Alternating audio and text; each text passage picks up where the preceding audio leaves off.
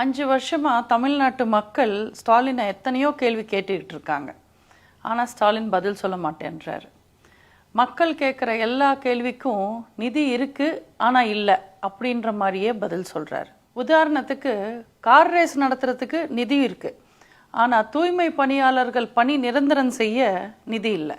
அப்பாவோட எழுதாத பேனாவுக்கு கடலில் சிலை வைக்கிறதுக்கு நிதி இருக்குது, ஆனால் கல்வி கடன் தள்ளுபடி செய்கிறதுக்கு நிதி இல்லை.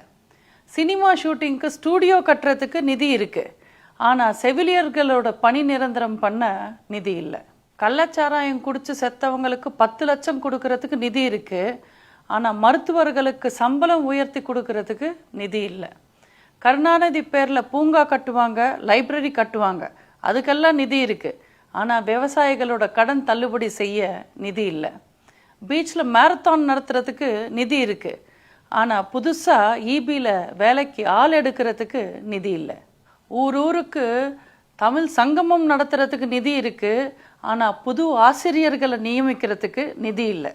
இப்படி தமிழ்நாட்டுக்கு எது தேவையோ அது எதுவுமே செய்யாமல் தமிழ்நாட்டுக்கும் தமிழ்நாட்டு மக்களுக்கும் தேவையே இல்லாத பிரயோஜனப்படாத அத்தனையும் செய்கிறவர் தான் ஸ்டாலின்.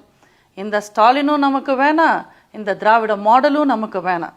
தயவு செஞ்சு தமிழனை காப்பாற்ற, தமிழனோட தன்மானத்தை காப்பாற்ற, தமிழ்நாட்டை காப்பாற்ற வருகின்ற சட்டமன்ற தேர்தலில் நல்லா யோசித்து உண்மையாக நேர்மையாக நியாயமாக யோசித்து எல்லாரும் ரெட்டை இலைக்கு ஓட்டு போடுங்க.